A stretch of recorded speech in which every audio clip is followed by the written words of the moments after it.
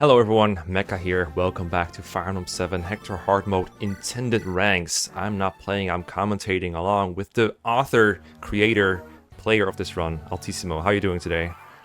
I'm good. How are you doing today? I'm good for chapter 13. This is a super interesting chapter to me because it presents the opportunity to split your squad up into two forces, and I don't know if these scrubs can survive doing that with only one Marcus, but it looks like so far it's one fighter on the left and everyone else going south?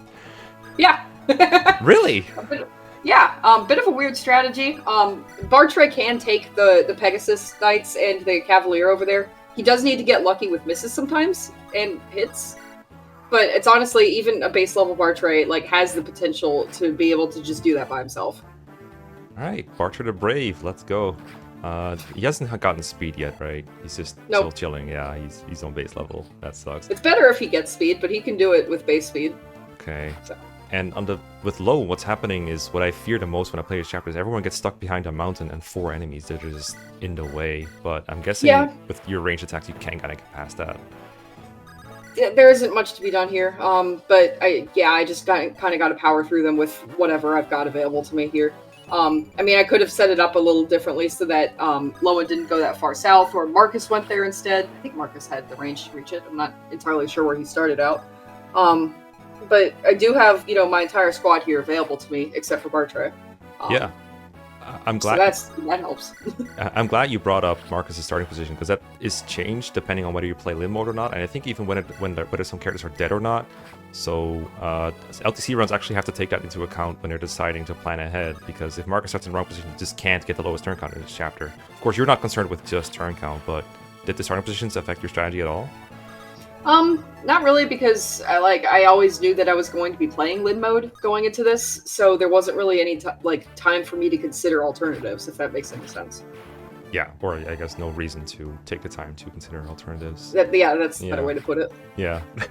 And so dealing with the initial wave is probably easy. I remember this chapter gets particularly tough, A, when the reinforcements from the southern forts start coming in, and B, when those hand-axe brigands start getting near the villages, because nobody really deals with them on enemy phase very well besides Marcus with the hand axe, and he would just kill them, which is not exactly what we want. We want to feed the XP to other people. And the other thing that complicates the chapter, of course, is having to recruit Guy with Matthew, because he one-rounds most of your units if he gets lucky, and especially Matthew, who gets one-rounded very easily.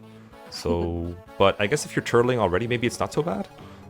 Yeah, turtling does, make this a little bit easier. That being said, this is an annoying chapter, even if you have all your scrubs down here on the southeast part of the map. I just never feel like I've got the power to actually take out these enemies in a reasonable fashion. Kind of reminds me of some of the early FE6 chapters, although not nearly as bad, but it feels similar in some places. That is, if you're not using Marcus to kill everything with javelin or hand axe. If you are doing that, then this is very easy. You can just plonk him on a fort, have Guy come attack him, and probably fail to kill him, and then, it's a lot easier when you do that. Yeah, I think that summarizes my experience with my first time Hector Hard mode as well. It's like, A, I'm not willing to use Marcus for everything, and B, I am throwing everyone down south here, just like you, maybe one unit at the top, like Bartre here. But it's still somehow such a slog, because if an enemy attacks someone that's not named Marcus or Oswin, they're probably still left with most of their health intact, and most units will still need 2 hits to kill them. And with the enemies outnumbering you by so much, it can be really tricky. I like this bandit going into the village to attack Lowen and not destroying the village. You got so close to his core mission, but didn't just quite make it. Yeah, as far as I know, the brigands and their alike enemies in this game, they will always attack instead of going for a village. There's one GBA pirate that doesn't do that, and everyone else is like, well, I can attack, I will attack. Yeah, that's been my experience with this game as well. I haven't seen any case where they go for the village instead of attacking. Mm-hmm. You do need the village for your own objective, right? You need the mine at some point. Yeah, I could probably have survived without it in terms of the funds rank, but my personal objective was to get all the villages and chests. Mm-hmm. So, is there any other side objectives in this map besides the 2 villages? No, right? Not really. There's a couple of vulneraries that Matthew can steal, and I think I steal at least one. I don't remember which one. And again, that's not really, vulneraries are barely anything towards the funds rank, but I just kind of like the idea of trying to get some steals in with Matthew. I think it makes gameplay a little more interesting if you're trying to do that in addition to whatever else you may have going on. Yeah, it's a bit of an escort mission to get Matthew to do that safely, and also to make sure you have the turn economy for him to do that instead of actually attacking. It is going to be getting dangerous here because Lowen is on the fort instead of Marcus, and we all know Lowen is about 3 times worse than Marcus at this point. So all the enemies are going to take like 40% damage if Lowen even hits, and then it's up to the Scrub Squad to clean it up, which, I mean, I'd be worried. I don't think Guy moves this turn, so that's like one thing that makes it not as bad. But I think this is also the turn that the reinforcements from the south come in, and then I'm always like, well, I gotta retreat. Like, I gotta be out of here. Right. Well, we'll see what happens. This is obviously not looking good for my squad, and a lot of these enemies. Yep, there's the reinforcements. A lot of my enemies, or my units. Sorry, a lot of the enemies haven't taken a lot of damage from my units, so that's Marcus does need to step in here in order to do anything against this this squad of people. But Oswin being here and being able to get the javelin from Lowen helps a little bit, because Oswin was otherwise just out of range to attack. Eliwood is able to do 11 damage, which is nice. That's more than I usually see him do, and this is base level Eliwood against a Lance Cavalier. I was pretty impressed. Usually, whenever I'm having Eliwood go up against a cav like that, I'm like, well, I'm going to be too bad to have a short. It's Eliwood. Of course I am going to be. Rebecca, since she got a strength level up, is actually able to contribute a little bit here. So a lot of these, like, you can see that I'm starting to thin out the squad a bit. It's not perfect, and there's still those reinforcements from the south, but I did manage to get a handful of people taken care of here. Yeah, I think there's just enough enemies cleared out that they don't really have a path for a reliable kill on one of your units, because there's it's not really a wall formation, but it's kind of like a diagonal wall. If the AI cooperates a little bit, I think we should be safe here most of the time. Yeah. And then, yeah, I guess Bartre just gets the village, maybe breaks a snag to rejoin down south, and that's like his contribution for the whole chapter. Oh, right, Guy moves by himself, so that's an easy recruitment for you, I guess.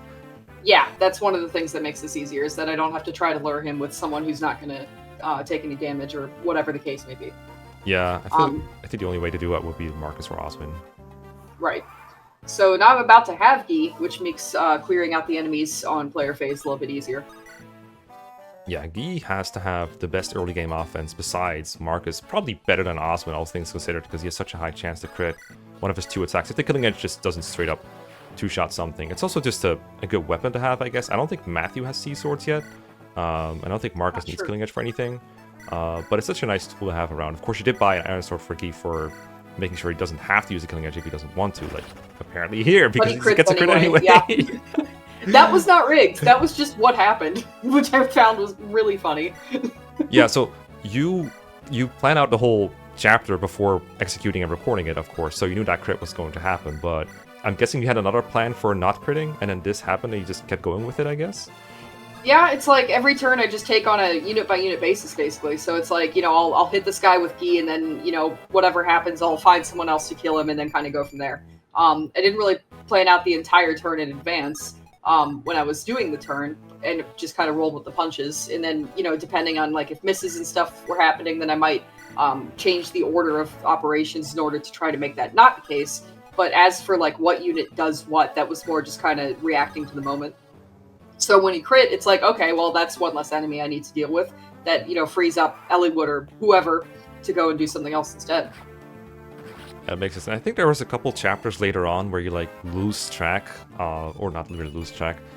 Something went wrong with the RNG, and suddenly you have to like improvise the rest of the chapter, right? Yeah. That I think the biggest instance of that was in Cog of Destiny. Okay. But it happens, I think, in a few other places as well. You know, I can just restart the recording, but for some of those longer chapters, I just didn't want to, because I'd already been recording for like an hour or something anyway, and that's possibly after several failed recordings. So it's like, you know what, screw it, I'll just see what I can do and see if I can make the chapter work the way I want it to. Okay, and doing then it live. If I can make it work, it works. Yeah. But then it looks a little less smooth, because you'll see me like checking enemy ranges and checking a damage and things like that. Damn, imagine watching someone actually play Fire Emblem. Insane. So, he crits again. That was also not intended. It wasn't needed, but it also wasn't intended. To be fair, in that case, it just prevented a counter that was probably going to miss. It was not as big of a deal, but it's still funny that his first 2 Iron Sword attacks are both crits. Yeah. And then, this poor archer gets boxed in. There's like a couple cavaliers. I think there's a Pegasus Knight reinforcement from this turn, from that fort. I'm not sure that one even moves if there's nobody in range. I remember a Pegasus Knight like just blocking all his friends because he forgot to move in this chapter. I'm not sure if you know anything about that, but that's a vague core memory of mine. Yeah, not really. I don't usually spend this long turtling down here anyway. Okay, this Pegasus does remember to move. I didn't really keep track of Sarah's turns, but I'm quite amazed that everyone is still like relatively healthy at this point in the game. I feel like everyone has already taken a massive beating, like Dorcas. Yeah, the fort, getting people onto the fort helps for that, and obviously healing with Sarah every single turn is something that we want to do for EXP, but also just obviously makes things easier for everyone if they're at a decent health. Ooh, the Hector Ellywood support. This is, I think you remember saying this is not the only support you got in the game, but this has got to be the easiest support you get in ranked, right? It's like, yeah, so free. Three adjacents, I think is what it is for those two, and then you get +1 defense on both. It's pretty good. He crits again. No, oh jeez. Again, not intended. Okay, I understand now why he didn't promote Guy, because obviously he just doesn't need this crit bonus for Swordmaster. He just crits always anyway. Yeah, clearly. But yeah, Ellywood and Hector is the first of a few supports I get. The other ones aren't really as important. That being said, there are cases where I intentionally tried to leave units with supports next to each other in the hopes of getting a support. And then it's like whether or not it happens, it happens. I'm not specifically banking on whatever support bonuses there are. I just kind of want to get it just in case that makes things easier, but not specifically trying for it. So in this case, Hector and Ellywood have ended turn near each other a lot because I've set it up that way, because I wanted them to get the support. And then it's like, whatever it does, it does. I don't even know what the support bonuses that it gives are. I love how you so perfectly boxed in Sarah, only for Rebecca to end up taking the hit from the Pegasus Knight instead. Yeah. Poor girl. Oh, wow. I think Sarah already got hit at some point, so I couldn't actually afford it, whereas Rebecca could afford it. That's nice. I think she got hit. I don't remember. Why did Oswin take that call of all people? It seems like he's one of the easier people to feed, right? Yeah, but I mean, he does need to be fed at some point, and since he's already behind the rest of the gang, that meant he could kill them while everyone else moves forward. Yeah, I guess Oswin was never catching up here anyway, like no matter what he did. And you did mention that he had trouble getting to 20, despite everything that is awesome about Oswin, which is almost everything. Yeah, like he's not a bad unit, but his movement does make it difficult to actually like keep him up with the group if I'm trying to move through a chapter. Which actually goes against what I said about turtling. Yeah. But it's like most of the enemies are going to be further along in the chapter, even if I am turtling, I guess. Yeah, I suppose if you're turtling, but you're still moving 5 paces at a turn, it still puts Oswin behind unless he gets rescue dropped. And I guess if everyone needs to be attacking a lot to make up for the fact that Marcus isn't doing everything, then it makes sense that the action economy for like a rescue drop is a lot tighter.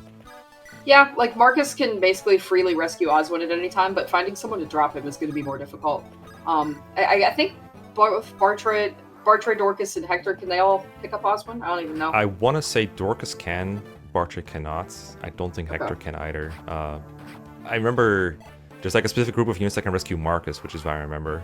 But Oswin is like Oswin and Dorcas are like the thickest unit in the game, I think. Okay. Yeah, in that case, Dorcas is probably wanting to attack, so finding a place for him to drop Oswin is not always easy either. I gotta say, I'm so surprised to see Marcus like just get a one-round kill every now and then. Like, not that he's killing when he's doing combat, but I'm surprised you let him do combat so much. Mostly just so I can break through these calves easier. Calves are some of the most annoying early game enemies, especially with 2 times effectiveness instead of 3 times. But like nobody other than like Ellywood, Hector, and Marcus can really deal with them effectively. So sometimes I just need Marcus to attack one in order to make things easier for everyone else. Yeah, I mean, I guess if you have to, you have to. So there's 2 calves left, and just the boss. There's no more reinforcements, right? Not. I don't think so. I don't think so either. So that means that everyone here is just kind of chilling here. I'm curious about why most of them are moving up, because I don't think most of them can hurt the boss. I think it's just, if it's not Hector or Marcus attacking the boss here, I think he's just doing like straight up 0 damage most of the time.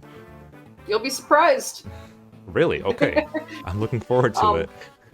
I mean, but actually the answer, go ahead. I was just gonna say, Bartre seems to be eager to like get involved again, because he didn't bother walking all the way down here. Yeah. Now, a lot of the times I just move units in the direction everyone is going, regardless of whether or not they're actually going to do anything, because I don't know if they might be needed to do something. In this case, though, I also want to shop, and I need inventory space, and I want to be able to get the weapons on the people that they're intended for. Oh, that's true, because if you're going to 13x, then you don't get a prep screen, so people do want some weapons, and I'm guessing that some of those weapons are hand axes and javelins. Mm-hmm. Definitely. Even if it's not Marcus who's using them, they're still obviously like the best weapons in the game. Yeah, and there's still no convoy either, so there's no place to put these weapons other than the 5 inventory spaces that everyone has. So that makes a lot of sense. Bartre got speed, by the way, so yes. we're set. Set for the rest of the game. Let's get it. Yep. All he needs. No, I want to get one speed on Bartre before Chapter 14 because his biggest contribution there is against all the soldiers in the night at the beginning. Which I think have 0 AS. Yes. So, I think at this point that is the thing Bartre is most famous for, is being short 1 point of speed to double 0 AS enemies. That's the first thing everyone learns about him when they go online for Fire Emblem 7. Yes. And obviously I need to get him to 25, so any speed is helpful. Yeah, 25 as in leveled unpromoted does 20, and then promoted level to level 5 warrior for good old Carla. Are you also like, because you're also going to Jerme, so you're also not shy about feeding kills to Bartre and Dorcas like most people would be at this point? Yes. That actually ends up being a little close later because I want so much heal EXP off of Priscilla and Sarah. So I actually need to try a little bit in order to make sure I go to Jerme and not Kenneth, but I'll show that off later. Yeah. But yeah, I am, as many kills as I can get on everyone are basically my goal right now. I mean, it has to be close, right? Because you're also leveling Urk, Lucius, and, Priscilla and Sarah to level 20, no matter what happens. Yeah. But I guess you could delay some of their leveling to after you go to Jerme, especially the staff users. That's basically what I ended up doing. I think it was Unfulfilled Heart, where I originally had Urk slated to show up to the chapter, but then I ended up going to the Kenneth chapter, so I had to replace him with someone else. I spot Hector barely not two-shotting this boss, so I'm thinking some shenanigans are about to happen here. I'm okay with Hector. Actually, yeah, Hector can get this kill, and he's really the only good candidate for it apart from Marcus. And he's a better candidate for it than Marcus in this particular run. But I just kind of wanted to see if I could get it with someone else, just to see if I could. And it turns out, so he's got 3 HP. No way. You were so close. 2 damage. You were so close. It's okay, you have another fighter. Goodbye. And Bartre crits. Bartre the Brave. I didn't intend for him to crit, but I saw that and I'm like, okay, yeah, now I definitely have to keep this in the plan. Don't even care. Bat level up, don't care. Defense is nice. Oh, yeah, Rebecca sure needs those hand axes, you're right. Glad you're optimizing this inventory space for next chapter. Yep, yeah, this looks like the inventory space always. Yeah, this is totally normal. Makes sense. This will make sense. Yeah, well, I don't even remember if I'm seizing this turn or not. If I'm seizing this turn, then it's... Yeah, okay, so that makes some sense. Basically just setting up for 13x. Yeah, that makes sense. Alright, thanks for watching, everyone. We will see you next time. Bye.